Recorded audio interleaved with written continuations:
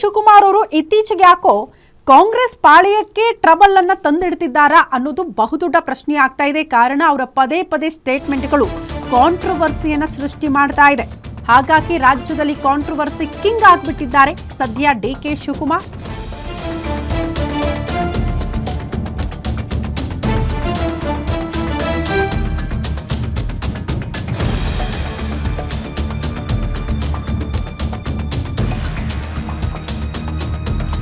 High command ಗರಂ ಆದ ಬಳಿಕ ಕ್ಷಮೆಯಾಚನೆ ಆಗಿದೆ ಡಿಕೆ ಶಿವಕುಮಾರ್ ಅವರಿಂದ.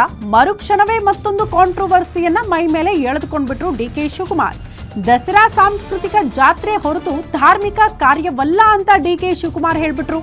ದಸರಾ ಉದ್ಘಾಟನೆಗೆ ಸಾಹಿತಿ ಬಾನು ಮುಸ್ತಾಕ್ ಆಹ್ವಾನದ ಹಿನ್ನೆಲೆ ಬೆಟ್ಟ ಹತ್ತಿಸಬಾರದು ಈ ವಿಚಾರಕ್ಕೆ ಸಂಬಂಧಪಟ್ಟಂತೆ ಡಿಸಿಎಂ ಡಿಕೆ ಶಿವಕುಮಾರ್ ಅವರು ಕೊಟ್ಟಿರುವಂತಹ ಸ್ಟೇಟ್ಮೆಂಟ್ ಒನ್ಸ್ ಅಗೇನ್ ಮತ್ತೊಂದು ಟ್ರಬಲ್ ಅನ್ನ ಕಾಂಗ್ರೆಸ್ ಪಾಳೆಯಕ್ಕೆ ತಂದಿಡ್ತಾ ಅನ್ನೋದು ಕೂಡ ಬಹುದೊಡ್ಡ ಪ್ರಶ್ನೆ. ನಿಮಗೆಲ್ಲ ಗೊತ್ತು, RSS ಗೀತೆ ಹಾಡಿದ್ರು, ಹಾಗಾಗಿ ಕಾಂಗ್ರೆಸ್ ಹೈಕಮಾಂಡ್ ಕೆಂಗಣ್ಣಿಗೂ ಕೂಡ ಡಿಸಿಎಂ ಡಿಕೆ ಶಿವಕುಮಾರ್ ಅವರು ಕಾರಣ ಆದ್ರು.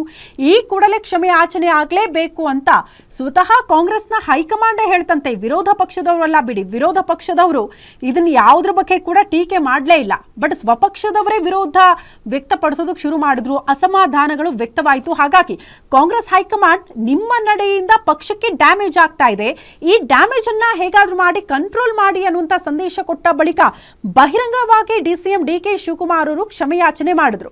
ಕ್ಷಮೆಯಾಚನೆಯಾಗಿ ಅಲ್ಲಿಗೆ ಎಲ್ಲವೂ ಕೂಡ ಸುಖಾಂತ್ಯನ ಅನ್ನುವಂತಹ ಪ್ರಶ್ನೆಗೆ ಒನ್ಸ್ ಅಗೇನ್ ಮುಂದುವರೆದು ದಸರಾ ವಿಚಾರಕ್ಕೆ ಸಂಬಂಧಪಟ್ಟಂತೆ ಮತ್ತೊಂದು ಸ್ಟೇಟ್ಮೆಂಟ್ ಅನ್ನ ಕೊಡೋ ಮೂಲಕ ಕಾಂಗ್ರೆಸ್ ಪಾಳೆಯಕ್ಕೆ ಮತ್ತೊಂದು ಟ್ರಬಲ್ ಅನ್ನ ತಂದಿಟ್ಟಿದ್ದಾರೆ. ಪ್ರಮುಖವಾಗಿ ಸಾಂಸ್ಕೃತಿಕ ಜಾತ್ರೆಯ ಹೊರತು ಧಾರ್ಮಿಕ ಕಾರ್ಯವಲ್ಲ ಅಂತ ಈ ದಸರಾ ಹಬ್ಬವನ್ನ ಡಿಸಿಎಂ ಡಿಕೆ ಶಿವಕುಮಾರ್ ಅವರು ವಿಶ್ಲೇಷಣೆ ಮಾಡಿರುವಂತಹ ಪರಿ ಇದೆಯಲ್ಲ, ಇದು ದೊಡ್ಡ ಮಟ್ಟದ ವಿರೋಧಕ್ಕೆ ಕಾರಣ ಆಗ್ತಾ ಇದೆ. ಸ್ವಪಕ್ಷದವರಾದಿಯಾಗಿ ವಿಪಕ್ಷದವರು ಕೂಡ ಇದನ್ನ ಪ್ರಮುಖವಾಗಿ ಅಸ್ತ್ರ ಮಾಡಿಕೊಂಡು ಆಕ್ರೋಶವನ್ನ ಹೊರಹಾಕ್ತಿದ್ದಾರೆ.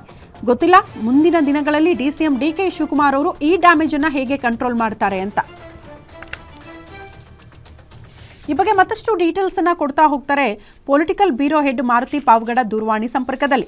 ಮಾರುತಿ, ಯಾಕೋ ಡಿಸಿಎಂ ಡಿಕೆ ಶಿವಕುಮಾರ್ ಅವರ ಟೈಮ್ ಸರಿ ಇಲ್ವಾ? ಪದೇ ಪದೇ ಅವರ ಸ್ಟೇಟ್ಮೆಂಟ್ಗಳು ಎಲ್ಲವೂ ಕೂಡ ಕಾಂಟ್ರವರ್ಸಿಯನ್ನ ಸೃಷ್ಟಿ ಮಾಡ್ತಾ ಇದೆ. ಸ್ವತಃ ಪಕ್ಷಕ್ಕೆ ಡ್ಯಾಮೇಜ್ ಅನ್ನ ಟ್ರಬಲ್ ಅನ್ನ ತಂದಿರ್ತಿದ್ದಾರೆ ಡಿಕೆ ಶಿವಕುಮಾರ್ ಅನ್ನುವಂಥ ಮಾತು.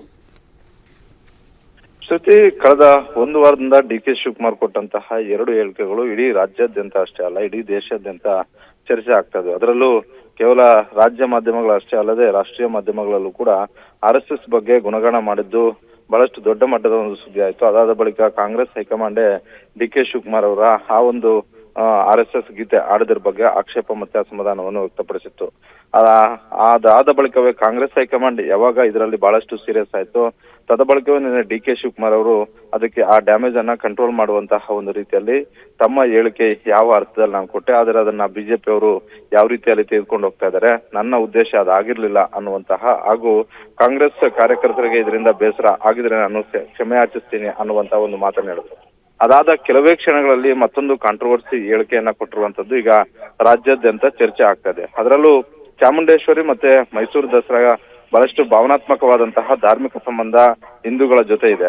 ಈ ವಿಚಾರದಲ್ಲಿ ಬಾನು ಮುಸ್ತಾಕ್ ಅವರನ್ನ ದಸರಾ ಉದ್ಘಾಟನೆಗೆ ಕರೆದಿರುವಂತಹ ಒಂದು ವಿಚಾರ ಇಡೀ ರಾಜ್ಯಾದ್ಯಂತ ಸುದ್ದಿ ಆಗ್ತಾ ಇದೆ.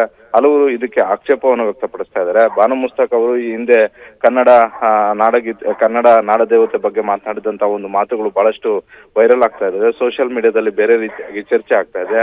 ಜನರಲ್ಲೂ ಕೂಡ ಬೇರೆ ರೀತಿಯಾದಂತಹ ಒಂದು ಅಭಿಪ್ರಾಯಗಳು ಇರುವಂತಹ ಸಂದರ್ಭದಲ್ಲಿ ಡಿಕೆ ಶಿವಕುಮಾರ್ ಅವರು ಕೊಟ್ಟಂತ ಹೇಳಿಕೆ ಮತ್ತೆ ಕಾಂಟ್ರವರ್ಸಿ ಕ್ರಿಯೇಟ್ ಮಾಡಿದೆ ಅನ್ನುವಂತಹ ಒಂದು ರೀತಿಯಲ್ಲಿ ಇರುವಂತದ್ದು. ಯಾಕಂತ ಹೇಳಿದ್ರೆ ದಸರಾ ಹಬ್ಬ ಮತ್ತೆ ಚಾಮುಂಡೇಶ್ವರಿ ಧಾರ್ಮಿಕ ವಿಚಾರ ಅಲ್ಲ, ಇದು ಸಾಂಸ್ಕೃತಿಕ ವಿಚಾರ ಅನ್ನೋದರ ಮುಖೇನ ಈಗ ಅದು ಕೂಡ ಮತ್ತೊಂದು ಕಾಂಟ್ರವರ್ಸಿ ವಿಷಯವಾಗಿ ಮಾರ್ಪಾಡಾಗಿದೆ. ಇದನ್ನ ಬಿಜೆಪಿ ಅವರು ಈಗಾಗಲೇ ನಿನ್ನೆಯಿಂದಲೂ ಕೂಡ ಟ್ವೀಟ್ ಮಾಡಿ ಪೋಸ್ಟ್ ಮಾಡೋದ್ರ ಮೂಲಕ ಪ್ರಶ್ನೆಗಳನ್ನ ಮಾಡ್ತಾ ಇದ್ದಾರೆ. ಎಕ್ಸ್ ಅಲ್ಲಿ ವಿಪಕ್ಷ ನಾಯಕ ಆರ್ ಅಶೋಕ್ ಸೇರಿದಂತೆ ಬಿಜೆಪಿ ರಾಜ್ಯಾಧ್ಯಕ್ಷರಾದಂತಹ ವಿಜೇಂದ್ರ ಸೇರಿದಂತೆ ಹಲವು ನಾಯಕರುಗಳು ಕಾಂಗ್ರೆಸ್ನ ನಡೆಯನ್ನ ತೀವ್ರವಾಗಿ ಟೀಕೆ ಮಾಡ್ತಾ ಇರುವಂತದ್ದು.